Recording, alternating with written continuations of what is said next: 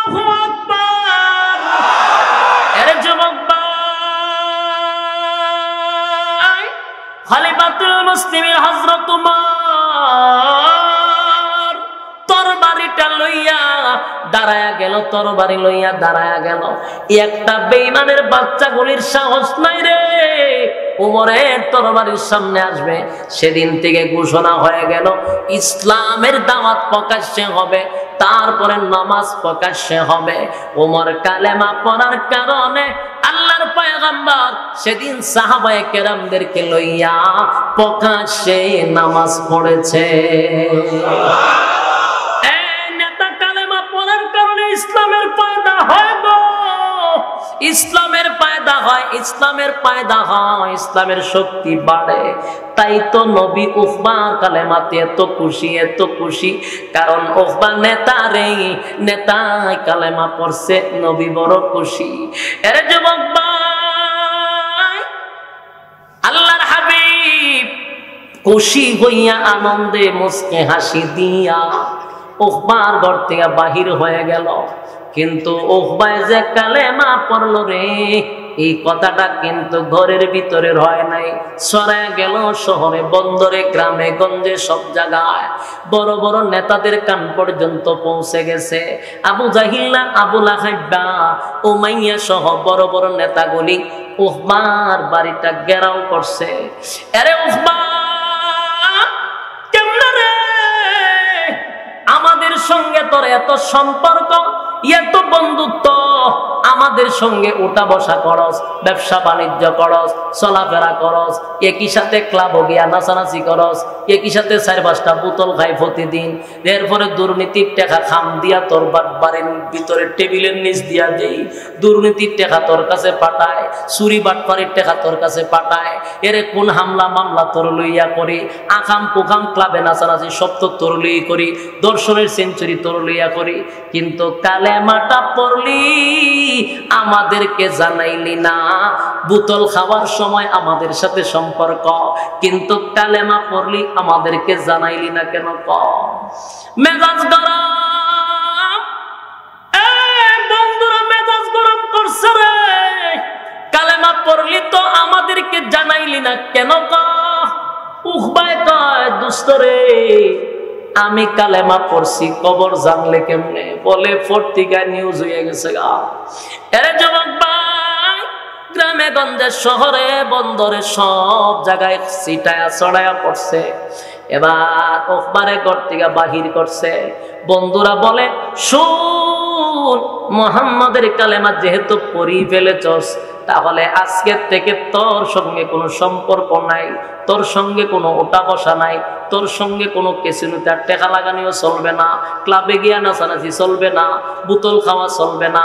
আজকের থেকে বন্ধু মহল থেকে তোরে বয়কট করলাম। ওই সব বাটপারগুলি বয়কট করছে।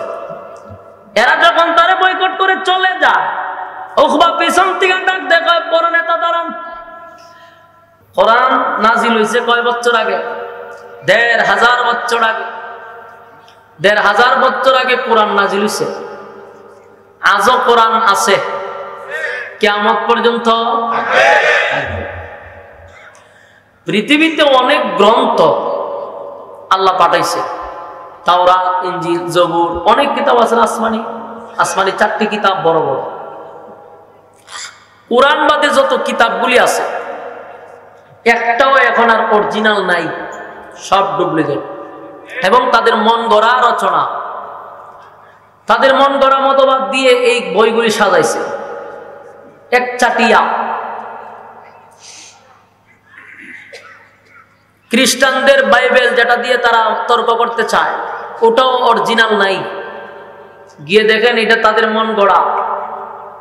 পৃথিবীতে একটাই গ্রন্থ আছে যেটা ১৫০০ বছর আগে নাজিল হয়েছে, আজও আছে, কিয়ামত পর্যন্ত থাকবে। শব্দ পরিবর্তন তো দূরের কথা, একটা নক্তা, জেড, জবর, ফেস আজ পর্যন্ত পরিবর্তন হয় নাই। সুবহানাল্লাহ বলেন।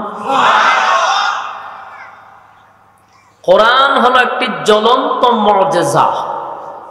রাসূলের অসংখ্য মুজিজা ছিল, অসংখ্য নবী রাসূলকে আল্লাহ মুজিজা দিয়া পাঠাইছেন। নবী রাসূল চলে যাওয়ার পরে মুজিজা উঠে গেছে, আমাদের রাসূল চলে যাওয়ার পরে মুজিজা চলে গেছে, কিন্তু কোরআন নামক মুজিজা আজও আছে, কিয়ামত পর্যন্ত থাকবে। কোরআন একটি জ্বলন্ত মুজিজা।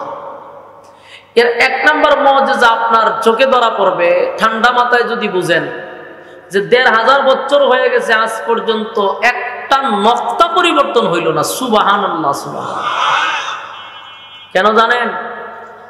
আল্লাহ বলেন এই কোরআন নাজিল করার পরে হেডলাইনই লেখা আছে যে আমার কোরআনের বিসমিল্লাহর বাদ থেকে নিয়ে সূরা নাসের সিন পর্যন্ত একটা ভুল তোমরা ধরে দেখাইতে পারবা না। এটা হলো আমি আল্লাহর চ্যালেঞ্জ। আজ পর্যন্ত চ্যালেঞ্জ কেউ গ্রহণ করছে? পারব? পৃথিবীতে পণ্ডিতের কিন্তু অভাব নাই, বহু পণ্ডিত আছে। এত পণ্ডিত থাকা সত্ত্বেও এত বুদ্ধি তাদের মাথায়, বুদ্ধি দেখা যায় অনেক সময় মাথার চুল গুতায় তুলে লায়, এমন বুদ্ধি। এরা বুদ্ধি দিয়া দিতে দিতে, বুদ্ধি দিয়া কোরআনের ভুল তালাশ করতে করতে শেষ পর্যন্ত বুদ্ধিজীবী নামের প্রতিবন্ধী হয়ে যায়, কিন্তু কোরআনের ভুল ধরতে পারছে না। আপনারা কি মনে হয় আগামীতে পারবে? কেন জানেন? আল্লাহ নিজে বলছেন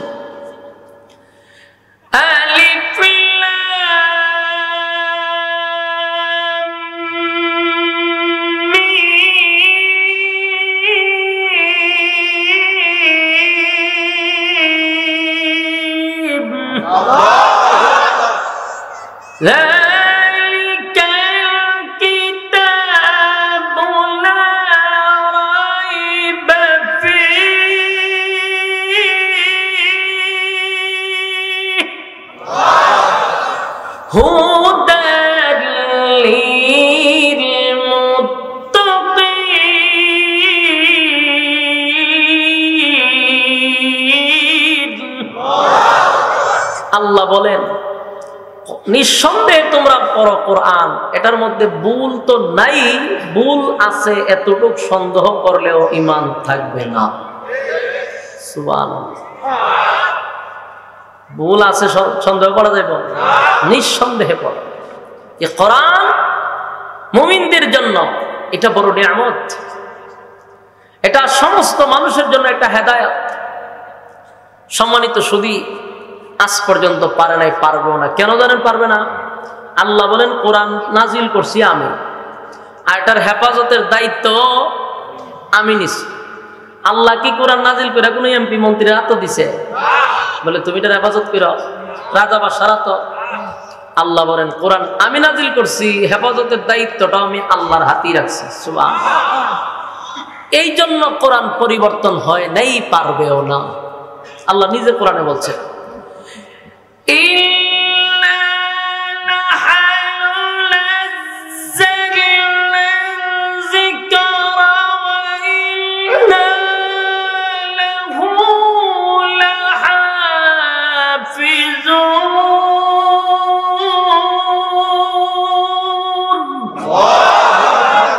আল্লাহ বলেন আমি নাজিল করছি, হেফাজত করব। সুতরাং যেখানে আল্লাহ হেফাজতের দায়িত্ব নিছে এখানে হাতাহাতি করে লাভ নাই, হাতাহাতি করে লাভ নাই। কেন? আল্লাহ দায়িত্ব নিছে, এখানে হাত দিও না, দিলে পরিণাম ভালো হবে না। কেউ বেশি হাতাহাতি করতে করতে করতে করতে যদি কেউ কারেন্টে হাত মারে কেমন লাগবো? কারেন্টে কি ছাইরা দেয়? কথা কয় না। কারেন্টে যদি কেউ ধরে তুলে সুমা দেয়, আর সুমা দিয়েও ছাইরা দিলে ভালো আছে, সুমা দেয় ধরে লইয়া ফিরে থাকে দেখেন দাম না। সুমা দেয় ছাড়ে না, জিগায় ছাড়বে কোন সময়? একবারে সোজা করে ছেড়ে দেব, একবারে সোজা বানালাম। এই জন্য ভুলেও মানুষ কারেন্ট হাত দেয় না। চঞ্চল মানুষ আছে, সব জায়গায় হাতাহাতি করে, কিন্তু কারেন্ট দেয় না। হাতে জানে এখানে গেলে সুমা দিব, আর এই সুমা সহজে ছাড়ে না, এটা একবারে সোজা বানায় ছেড়ে দেয়। সাবধান, কোরআনে হাতাহাতি করার দরকার নাই। পণ্ডিতি করো, কোরআনের বাইরে করো। কোরআন নিয়ে পণ্ডিতি করো না, একবারে কারেন্টের মতো দইরা নিচে ফালাইয়া সোজা করে ছেড়ে দিব। আল্লাহ রাব্বুল আলামিন এই কোরআন কিয়ামত পর্যন্ত এটার ক্ষমতা আল্লাহ সংরক্ষণ করে রাখবে, এটা আল্লাহর ওয়াদা। সম্মানিত সুধী, সেই কোরআন থেকে আপনারা কথা শুনতে আসছেন, কোরআনের আলোচনা শোনার জন্য আরামের ঘুম হারাম করছেন। ইনশাআল্লাহ আমি আপনাদের সামনে মহাগ্রন্থ আল কোরআন থেকে 2টা আয়াত আপনাদের সামনে তেলাওয়াত করছি। এই 2টি আয়াত রব্বে কারীম মক্কায় নাজিল করছে। কোন আয়াত সূরা মক্কায় নাজিল হয়, কোনটা নাজিল হয়েছে মদিনায়।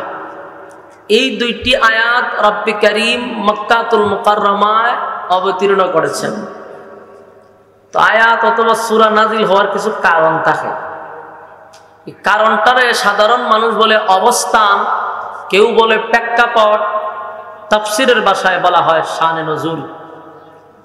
আয়াত দুটি 2টা কেন নাজিল হইল, কোন কারণে নাজিল হইল, তার শানে নজুল কি, এটা আমরা একটু আগে বুঝি, তারপরে সামনের আলোচনায় যাব ইনশাআল্লাহ। রাসূল সাল্লাল্লাহু আলাইহি ওয়াসাল্লাম যেই সময় দুনিয়াতে আগমন করছে, ওই সময়ের মানুষগুলা ছিল অত্যন্ত অসভ্য জাতি, খুবই অসভ্য ছিল, যেটাকে বলা হয় বর্বরের যুগ, বলা হয় জাহিলিয়তের যুগ, ঠিক না?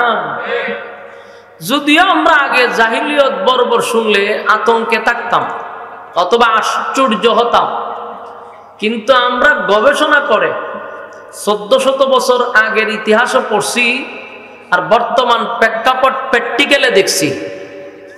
কথা বলেন, 1400 বছরের আগের ইতিহাস পড়ছি, আর বর্তমানের ইতিহাস কি পড়া লাগে না? প্র্যাকটিক্যালি দেখতেছি। প্র্যাকটিক্যালে দেখার পরে আমরা যা গবেষণা করে বাহির করলাম, এর দ্বারা বোঝা যায় 1400 বছরের আগের জাহিলিয়তের যুগকেও বর্তমান জাহিলিয়ত হার মানাইছে। এতে আপনাদের সন্দেহ থাকতে পারে, কিন্তু আমারও যদি কেউ প্রশ্ন করে প্রমাণ করেন, আমি বলতেই থাকবো। আপনি প্রমাণ কয়টা নিতে চান, যতক্ষণ নিতে পারেন ততক্ষণ বলতে পারবো। কথা বুঝতে পারছেন? কারণ আমরা প্রচুর এই বিষয় নিয়ে স্টাডি করছি।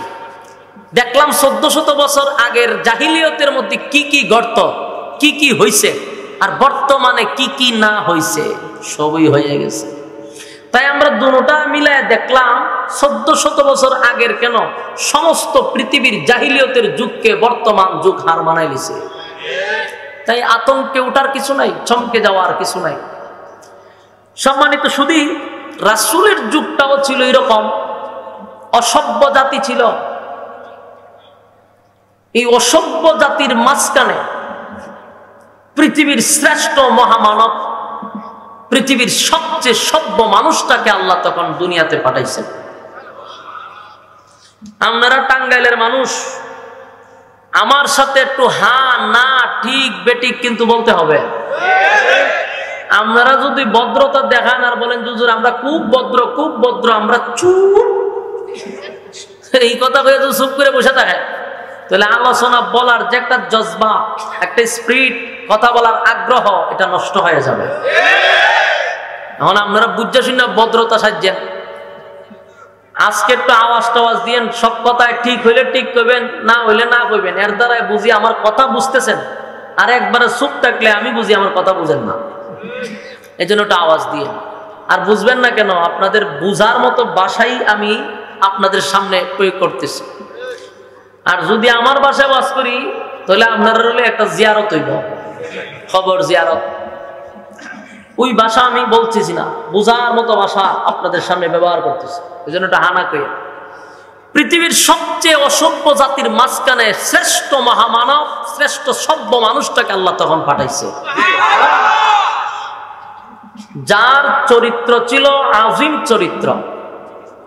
আজিম চরিত্র, 4টা জিনিসকে আল্লাহ আজিম বলছেন, এর মধ্যে রাসূলের চরিত্রটাকেও আজিম বলছে। আজিম,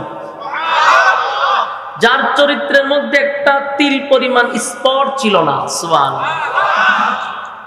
আল্লাহ যার চরিত্রের সার্টিফিকেট কুরআনে ঢুকাইয়া দিছে। সমস্ত নবী রাসূলগণের চরিত্র ভালো ছিল, এর মধ্যে কোনো সন্দেহ নাই, সন্দেহ করলে ঈমান থাকবে না। কিন্তু আমাদের রাসূলের চরিত্রটা আল্লাহ কোরআনে দিয়া দিছে সার্টিফিকেট হিসাবে। সুবহানাল্লাহ। আল্লাহ কোরআনে বলেন, ওয়া ইন্নাকা লা'আলা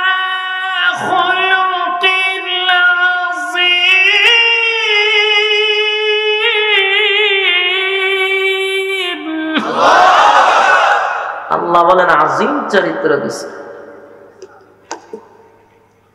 যার চরিত্রের মধ্যে কোনো স্পট নাই। এমন একজন ব্যক্তিকে আল্লাহ দুনিয়াত পাঠাইলেন, পাঠানোর পরেও স্বাভাবিকভাবে পাঠায় নাই, অলৌকিক ভাবে পাঠাইছে। বলুন আমাদের মতো স্বাভাবিকভাবে আসছে না অলৌকিক ভাবে? অলৌকিক ভাবে পাঠানোর বহু কারণ ছিল। তার কারণ হলো মক্কা নগরীর মানুষ রাসূলের 40 বছর পূর্ণ হওয়ার পরে রাসূল যেই সময় রাসূল দাবি করবে, নবী দাবি করবে, তখন তারা এমন কোন প্রশ্ন যেন রাসূলকে না করতে পারে আল্লাহ সব দরজা বন্ধ করে দিয়েছে। হয়তোবা তারা প্রশ্ন করবে আপনি নবী কিভাবে হলেন, রাসূল কিভাবে হলেন, এই রাসূল কিভাবে হলেন এই কথাটা যেন বলার কোনো সুযোগ না থাকে, তাই জন্মের সময় অলৌকিক ভাবে দুনিয়াতে আসছেন, যেন বেঈমানরা বুঝতে পারে ওনার জন্মের আগমন দেখি বুঝতে পারে উনি সাধারণ কোনো মানব নয়, উনি মহামানব। কারণ ওনার জন্ম পৃথিবীর আর কারো জন্ম এরকম হয় নাই। কথা বুঝতেছেন আমার? আসার সময় অলৌকিক ভাবে দুনিয়াতে আসার সাথে সাথে মায়ের গর্ভের থেকে আসার সাথে সাথে আল্লাহর কুদরতি পায়ে সেজদা দিছে। পৃথিবীর কোন মানুষের দ্বারা এটা সম্ভব? বলেন। একমাত্র নবীর জন্য সম্ভব ছিল। কেন? এটা নবুয়তের দলিল ছিল, নবুয়তের দলিল ছিল। নবী দুনিয়াতে আসার সময় নার কাটা অবস্থায় আসছে। পৃথিবীর কোন মানুষ নার কাটা অবস্থায় আসছে? তাহলে এটা নবীর জন্য সম্ভব ছিল কেন? বলে নবী হওয়ার জন্য দলিল ছিল। রাসূল দুনিয়াতে আসার সময় খতনা করা অবস্থায় আসছে। খতনা বুঝিনি? মুসলমানি করা অবস্থায় দুনিয়াতে আসছে। সম্মানিত সুধী, এখানেই শেষ নয়। রাসূল দুনিয়াতে আসার পরে রাসূলকে কিছু সময়ের জন্য জিবরাইল এসে নিয়ে গেছে 7 আসমান 7 তবক জমিন সহ আল্লাহর সৃষ্টি জগৎ গোটা পৃথিবী ভ্রমণ করাইয়া, জান্নাত জাহান্নাম ভ্রমণ করাইয়া, সমস্ত সৃষ্টিগুলোর সঙ্গে পরিচয় করাইয়া আবার আমেনার কোলে দিয়া গেছে। কারণ রাসূল দুনিয়াতে আসার পরে একটা পিপিলিকাও যেন এই কথা বলতে না পারে ওনাকে চিনি না, এমন কথা বলার কোনো সুযোগ আল্লাহ রাখে নাই। সমস্ত মাখলুকাতের সাথে পরিচয় করাইছে। সাগরের তলদেশের বালুকণা পর্যন্ত আমার রাসূলকে চিনে। সুবহানাল্লাহ। এটা একমাত্র নবীর জন্য সম্ভব ছিল। কেন? এটা নবুয়তের দলিল। রাসূল সাল্লাল্লাহু আলাইহি ওয়াসাল্লাম মায়ের কুলে থাকা অবস্থায়, হালিমাতুস সাদিয়ার কুলে থাকা অবস্থায় ইনসাফ কায়েম করছে। আর একটা দুধ ভাই ছিল রাসূলের। রাসূল জীবনে কোনোদিন বাম স্তনে মুখ লাগাইতেন না। এক স্তনের দুধ খাইতেন, আর এক স্তনে কোনোদিন মুখ লাগাইতেন না। কেন? ওনার আরেকটা দুধ ভাই ছিল, যদি ওখান থেকেও খাই তাহলে আমার ভাইয়ের হক নষ্ট হবে। কুলের নবী ইনসাফ কায়েম করছে। সুবহানাল্লাহ। এটা কোনো মানুষের দ্বারাই সম্ভব না, এটা একমাত্র নবীর জন্য সম্ভব ছিল, নবুয়তের দলিল হিসাবে। রাসূল সাল্লাল্লাহু আলাইহি সাল্লাম জন্মের পর থেকে নিয়ে ওফাতুন নবী পর্যন্ত জীবনে একবার শুধু একটু ছোটবেলায় উলঙ্গ হয়েছিলেন। এক মুহূর্তের জন্য কাপড়টা একটু সরে গেছিল, রাসূল একটা চিৎকার দিয়ে অজ্ঞান হয়ে গেছে। এরপর থেকে রাসূলের কাপড় আর সরে নাই ওফাতুন নবী পর্যন্ত। 63 বছরের জিন্দেগিতে কোনোদিন রাসূলের কাপড় সরে নাই। বলুন, আমরা তো দেখা যায় এখনকার ফুলাফান 7-8 বছর পর্যন্ত এতে ল্যাংট হয়ে থাকে। কথা কেন? ল্যাংট হয়ে গোসল করে। ঠিক কি বাড়ি গিয়া হইবে? হয়তো টাঙ্গাইলের ফুলাফান খুব ভদ্র, জন্মের ভর্তি কাপড় লইয়া ঘুরে। কিন্তু রাসূল সাল্লাল্লাহু আলাইহি সাল্লাম মুহূর্তের জন্য কাপড় সরান নাই। এটা কোনো মানুষের দ্বারা সম্ভব না। নবী হওয়ার জন্য যথেষ্ট ছিল দলিল, এটা দলিল হিসাবে ছিল দলিল। আসুন, যেই কথা বলতেছিলাম, তো 40 বছর পূর্ণ হওয়ার পরে যে তারা বলবে নবী হইলেন কেমনে, এই কথার আর কোনো সুযোগ রাখছে আল্লাহ? ওনার জন্মের অলৌকিক ঘটনায় তো প্রমাণ করে উনি নবী হওয়ার যোগ্য। 40 বছর পূর্ণ হওয়ার পরে এই অসভ্য জাতির মাঝখানে রাসূলকে পাঠাইছিলেন পৃথিবীর সমস্ত অসভ্য জাতিকে সভ্য বানানোর জন্য। রাসূল দুনিয়াতে আসার পরে 40 বছর পূর্ণ হয়েছে। 40 বছরের আগ পর্যন্ত রাসূল কাউকে আদেশ করেন নাই, কাউকে নিষেধ করেন নাই। আদেশও নাই, নিষেধও নাই। আর আদেশ নির্দেশ যখন না থাকবে তখন আপনার শত্রুও নাই। মানুষের শত্রু মানুষ কখন হয়?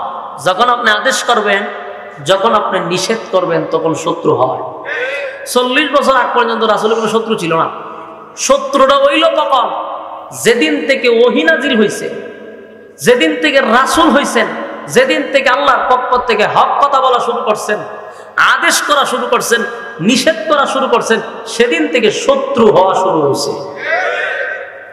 শত্রু প্রাথমিক দিক দিয়া দুই প্রকার, একটা হলো বাহিরের শত্রু আর একটা হলো ঘরের শত্রু। রাসূলের দুটোটাই ছিল। রাসূল নবী হওয়ার পরে, রাসূল হওয়ার পরে আল্লাহর পক্ষ থেকে ঘোষণা আসছে আপনি মানুষগুলিকে কালেমার দাওয়াত দেন। তারা 360 খোদা মানে, আপনি এক আল্লাহর দাওয়াত দেন, আমার সঙ্গে কারোর কোনো শরীক নাই, আমি একক, এটা মানুষের কাছে তুলে ধরেন। আর আজকের থেকে আপনি মুহাম্মদ না, আপনি হলেন মুহাম্মাদুর রাসূলুল্লাহ সাল্লাল্লাহু আলাইহি ওয়াসাল্লাম। এই কথা লয়ে রাসূল দাওয়াত দেওয়া শুরু করছে। রাসূলের শত্রু বেড়ে গেছে, চতুর্দিকে মানুষের খানা কষা শুরু হয়ে গেছে। লোকটা খুব ভালো ছিল, খুব ভালো ছিল, আমরা তাকে খুব সম্মান করতাম, খুব ইজ্জত দিতাম, কিন্তু হঠাৎ করে আমাদের বাপ দাদার ধর্মের বিরুদ্ধে কথা বলা শুরু করছে। হঠাৎ করে আমাদের ধর্মের বিরুদ্ধে কথা বলা শুরু করছে। তাই মুহাম্মদ মনে হয় পাগল হয়ে গেছে, নাউজুবিল্লাহ, গালাগালি করতে লাগলো। কিন্তু মানুষগুলি ছিল অসভ্য, এটা সন্দেহ নেই। কিন্তু অসভ্য জাতির মাঝখানেও কিছু ভালো গুণ ছিল। বলুন, ভালো মানুষ ছিল না ভালো গুণ ছিল? ভালো গুণ ছিল। এদের মধ্যে একটা গুণ ছিল, তারা মানুষগুলিকে খানা খাওয়াইতে পছন্দ করত। মেহমানদারি, মেহমানদারি, মেহমানদারি বুঝুননি? মানুষকে খাওয়াইতে তারা পছন্দ করত। আর মানুষ খাওয়ানো এটা পছন্দ করে স্বয়ং আল্লাহ। রাসূলের সুন্নতের মধ্যে অন্যতম সুন্নত হলো মেহমানদারি করা। তাই রাসূল বলছেন মেহমানদারি করাও। আর তখনকার কাফেররাও এই মেহমানদারি করত। তারা মূর্তি পূজারী ছিল, কিন্তু মানুষকে খানা খাওয়াইতো। আর এই গুণটা আল্লাহর কাছে পছন্দ ছিল। তো তখনকার যুগের একটা সিলমারা জাহান্নামী ছিল, তার নাম হলো উকবা। সে গেল সিরিয়ায় ব্যবসার জন্য। ব্যবসা করতে গিয়ে তার আবার প্রচুর একটা লাভ হয়েছে। লাভ হওয়ার পরে চিন্তা করলো, আমার লাভের টাকা দিয়া আমি মক্কা নগরীতে গিয়া মানুষ খাওয়াবো, মানুষ খাওয়াবো। আবার চিন্তা করলো, মানুষ যেহেতু খাওয়াবোই, তবে মক্কা নগরীর সবচেয়ে ভালো মানুষটাকে খাওয়াবো। চোখ বন্ধ করে দেখে মক্কা নগরীতে আল্লাহর রাসূলের চেয়ে ভালো মানুষ আর কেউ নাই। মানুষ খাওয়ানোর দরকার আছে নি? আমরাও খাওয়াই, আমরা খাওয়াই, কিন্তু আমরা যে খাওয়াই এটা হলো তেল মাথায় তেল মারা। আপনারা টাঙ্গাইলের ভাষা বুঝেন কিনা জানি না, আমি আমার আঞ্চলিক ভাবে বলতেছি যে তেল্লা মাথায় তেল মারা। এই শব্দটা বুঝেননি আপনারা? বুঝলে আওয়াজ দিয়ে। তেল্লা মাথায় তেল মারা, এটার অর্থটা আমি বুঝাচ্ছি। আমরা মানুষকে খাওয়াই, বাবা মারা গেলে 40 দিন পর একটা গরুর গলার মধ্যে ছুরি লাগাইয়া দিই, বিশাল একটা আয়োজন করি, বাবার রুহের মাগফিরাতের জন্য মানুষকে খাওয়াই। ভালো কথা, মানুষ খাওয়াও, কোনো অসুবিধা নাই। এরকম একটা প্যান্ডেল বাইন্দা চেয়ার টেবিল বসায় মানুষকে খাওয়াইবে, কোনো অসুবিধা নেই, খাওয়ানো সওয়াব। কিন্তু যাদেরকে খাওয়ানোর কথা ছিল তাদেরকে খাওয়ানো হয় না। এমনও গরিব এতিম মিসকিন ফকির রাস্তাঘাটে আছে যারা একবার গরুর গোশত কুরবানিতে খাইলে আগামী 1 বছর পর্যন্ত গরুর গোশত চোখে দেখে না। এই লোকগুলোরে গোশত না খাওয়াইয়া সমাজের যত সুদকুর আর ঘুষকুর আর লম্পট বাটপার টেন্ডারবাজ সাদাবাজ সব টিরেনে দাওয়াত দেয়া খাওয়ায়। এটিরে হয় তেল মাথায় তেল মারা, কথা হয় না? অথচ আমার বাবা মারা গেছে, আমি আমার বাবার রুহের মাগফিরাতের জন্য, আমার বাবার ইসালে সওয়াবের জন্য এলাকার সবচেয়ে গরিব ভিক্ষুক মানুষটাকে সম্মানের সাথে এসে আমার বাড়িতে এনে তার পেট ভরিয়ে খাওয়াইয়া বলবো, তুই আমার বাবার জন্য একটু দোয়া করিস। তাদের দোয়া আল্লাহর পর্দা লাগে না, ডাইরেক্ট কবুল হয়, ডাইরেক্ট। কিন্তু ওই গরিব আর মিসকিন যখন প্যান্ডেলের ভিতরে ঢুকে তখন আমাদের দেশের সুশীল সমাজের মানুষটা লাঠি দিয়ে তাদেরকে দৌড়ায় দেওয়া হয়। কুকুর বিড়াল আসলে যেভাবে দৌড়ায় দেওয়া হয়, ইয়েতিম মিসকিন ফ্যান্ডেলের ভিতরে ঢুকলে তাদের ইজ্জতের সমস্যা হয়, তাই দৌড়ায়া দেয়। খারে খাওয়ানোর কথা ছিল আর খারে খাওয়াইতেছে। সম্মান কারে দেওয়ার কথা ছিল কারে দিতেছে। আমাদের দেশের সম্মান পায় সুদকুর আর ঘুষখোর টেন্ডারবাজ সাদাবাজরা। গরিব মিসকিনদের এই সমাজের কোনো দাম নাই। কথা বুঝতেছে? সম্মানিত সুদী। কিন্তু কাফেররা, তারা কাফের ছিল, মূর্তি পূজারী ছিল, কিন্তু তাদের ধারণা ছিল খানা খাওয়াইলে কাবার মালিক খুশি হয়, তাই খানা খাওয়াবো, সবচেয়ে ভালো মানুষটাকে খাওয়াবো। চোখ বন্ধ করে দেখে আল্লাহর রাসূলের চেয়ে ভালো মানুষ কেউ নেই। এবার রাসূলের কাছে গেছে, গিয়ে দাওয়াত দিছে, আপনি আমার বাড়িতে খানা খাইবেন, আপনারা দাওয়াত দিলাম। এবার আল্লাহর রাসূলের চেহারাটা একটু মলিন, কারণ রাসূলের পাশে বসা সাহাবায়ে কেরাম সকলের ফেডে ওই লোক পাথর বাঁধা, ফেডের কি দায়, এক একজন কাঁপতেছে। ঠিক এই মুহূর্তে রাসূলের দাওয়াত দিছে। রাসূল মনে করছে আমার একা একা দাওয়াত দিলি, আমার কাছে তো সাহাবায়ে কেরাম আছে। হঠাৎ করে উকবায় বুঝতে পেরে বলল, মুহাম্মদ সাল্লাল্লাহু আলাইহি সাল্লামকে উদ্দেশ্য করে বলতেছেন, হে আব্দুল্লাহর ছেলে মুহাম্মদ, আপনাকে একা দাওয়াত দেই নাই, আপনার সাথী সঙ্গী নিয়ে আমার বাড়িতে খানা খাইবেন। সুবহানাল্লাহ। রাসূল মুস্কি হাসি দিয়ে খুশি হয়েছে, দাওয়াত রাখছে, তার বাড়িতে গেছে। যাওয়ার পরে দস্তরখানা বিছায় দিছে, খানা সামনে আনছে। ঠিক এই মুহূর্তে আমার আল্লাহ রাসূলের মাথায় ঢুকায়া দিলেন, আপনি যে খানা খাইতে আসছেন, হে তো মূর্তি পূজারী, হে তো আমি আল্লাহর বিরুদ্ধে কথা কয়, আর আপনি একজন পয়গম্বর, তাও সাধারণ পয়গম্বর না, সমস্ত নবীকুলের সম্রাট, আপনি এর করে খানা খাইবেন কেমনি? রাসূল মাথা দাঁত দেখো, সর্বনাশী, আমার মাথা আসি না, উঠে হার হয়ে গেছে। হারে এখন সাহাবায়ে কেরাম খানা চলতো না। সাহাবায়ে কেরামরা কুশির চুটে বইছিন খানা খাইতে, ভেড়ের কি দেয়, এক একজন কাঁপতাছে। খানা সামনে ভাইয়া খালি হাত দিয়া ডুবাইব। এই মুহূর্তে কয় খানা খাওয়ান যাইব না, কেমন কষ্টটা লাগবে। উকবা একটা দৌড় দিয়া রাসূলের সামনে এসে কয়, খানা খাইবেন না মানে? আপনি উঠে গেলেন কেন? খাওয়া যাবে না কেন? তুমি মূর্তি পূজারী আর আমি আল্লাহর পয়গম্বর। একজন বেঈমানের ঘরেও পয়গম্বর খানা খেতে পারে না। কোনো মুমিন কি বেঈমানের ঘরে খানা খাইতে পারে? কিন্তু আমরা খাই। কেন খাই? আমরা নির্লজ্জ বেহায়া মুসলমান, আমরা প্রসাদও খাই, আল্লাহ মাফ করো। কিন্তু বেঈমানের ঘরে খানা খাওয়া জায়েজ নয়। আল্লাহর রাসূল বললেন, উকবারে আমি তোর ঘরে খানা খাইতে পারলাম না। উকবা এমন মুসিবতে পড়ছে, যদি রাসূল খানা না খাই এখন উঠে, সমাজের মানুষ তার মুখে তুতু দেওয়া শুরু করবে। কেন? সবচেয়ে সম্মানী মানুষটা মক্কা নগরী তোর ঘরে খানা খাইতে পারলো না, তোর থেকে খারাপ মানুষ কেউ নেই। তাই ইজ্জত বাঁচানোর জন্য রাসূলের পায়ে ধরে পড়ে রয়েছে যে আপনি খানা না খাইয়া যাইতে পারবেন না। আপনি উঠে গেলে সমাজ উঠে যাবে, সমাজ উঠে গেলে আগামীতে নেতাগিরি আমার বন্ধ। আমি যে নেতা হইব, আমার মানুষটা খাওয়াই একটু বাইলটেল দিতেছি, আপনি যদি উঠে যান মেলো ভেঙে যাবে, নেতাগিরি শেষ। সুতরাং খানা খাইতে হবে। কোনোভাবেই রাসূল মানতে রাজি না, সেও কোনোভাবেই রাসূলকে ছাড়তে রাজি না। ঠিক এই মুহূর্তে রাসূল বললেন, খানা খাইতে পারি একটা শর্তে। কি শর্ত? তুমি যদি কালেমা পড়ো তাহলে খানা হবে। সুবহানাল্লাহ আসেনি? না থাকলে কইবেন, না থাকলে কইতে কইবেন। কালেমার দাওয়াত দিছে যে তুমি কালেমা পড়লে আমি একজন মুমিনের ঘরে খানা খাবো। উকবা চিন্তা করলো, সর্বনাশ, এখন যদি আমি কালেমা পড়ি, এই খবর যদি নেতাদের কান পর্যন্ত যায়, তাহলে নেতাগিরি তো ছুড়াইব, সব শেষ। আর এই মুহূর্তে যদি কালেমা নাও পড়ি, তো আবার নেতাগিরি শেষ। ইদারে আমরা গ্রাম্য ভাষা কয় মাইনকার সিফা। আপনারা টাঙ্গাইলে কোন গালি টালি নিয়ে আল্লাহ জানে। আমরা এখান থেকে মাইনকার সিফাত করে গেছে গা। ঠিক মাইনকার সিফাত পড়ছে উকবা, ওইরা কয় সর্বনাশ করে গেছে। এখন আমি এদিকেও যাইতে পারি না, এদিকেও যাইতে পারি না। শেষ পর্যন্ত কয়, আমি পড়ে নিলাম লা ইলাহা ইল্লাল্লাহু মুহাম্মাদুর রাসূলুল্লাহ সাল্লাল্লাহু আলাইহি ওয়াসাল্লাম। উকবা ডাক দিয়ে বলেন, হাবিব, কালেমা পড়লাম গো, তারপর আপনি খানা না খাইয়া আমার ঘর থেকে যাবেন না। কালেমা পড়লাম, আমি কালেমা পড়লাম, এবার অন্তত আমার ঘরে খানা খান। যেই মাত্র উকবা কালেমা পড়ছে রে, আল্লাহর হাবিব খুশি হইয়া আনন্দে নবীর বুকটা ভরে গেছে। খানা খাইলেন, সাহাবায়ে কেরামরাও তৃপ্তি মিটাইয়া খানা খাইছে। খানা খাইয়া রাসূলের দিল ভরে গেছে, রাসূলের মনটা ভরে গেছে। কেন জানেননি? সাধারণ মানুষ কালেমা পড়ে না, কালেমা যে পড়ছে উনি হলেন নেতা।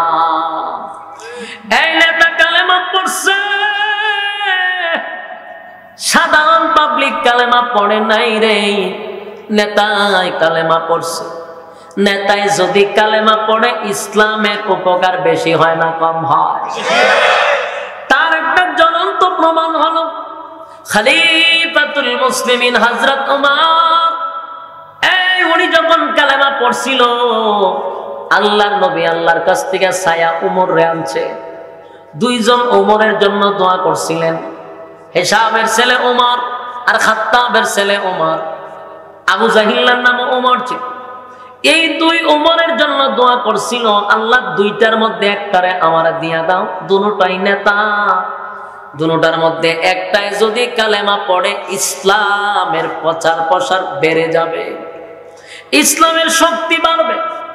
আল্লাহ রাব্বুল আলামিন আমার আপনার নবীর দোয়া কবুল করিয়া খলিফাতুল মুসলিমিন উমরকে আল্লাহ ঈমান দান করছে।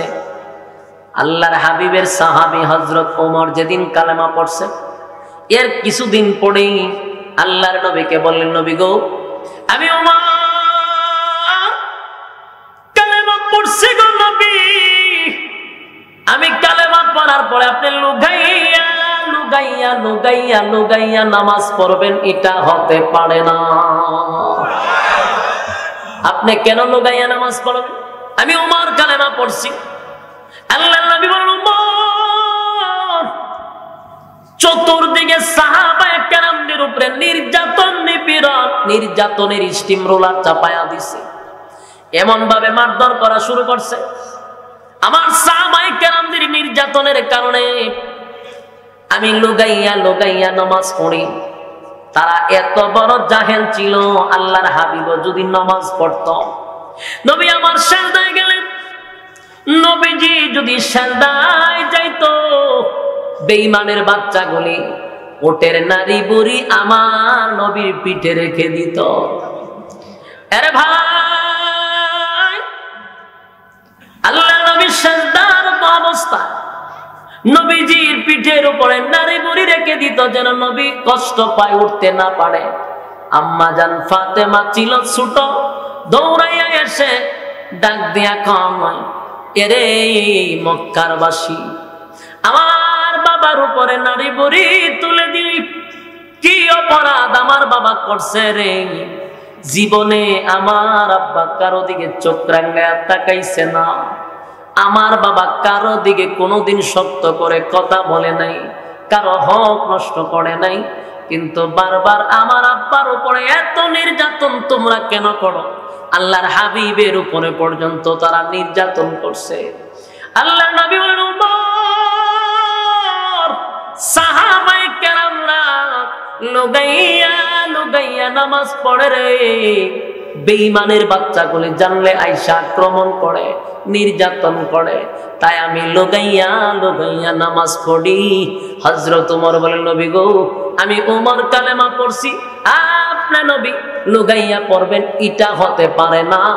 তরবারিটা এমনি বাহির করে ওমর এইভাবে দাঁড়াইলেন, আর ডাক দিয়া বললেন, রে মক্কা নগরী, মক্কার মানুষেরা শুন, আমি উমর তরবারি লইয়া দাঁড়াইছি, আমার পয়গম্বর নামাজ পড়বে, কেউ যদি আয় আমার সামনে আয়।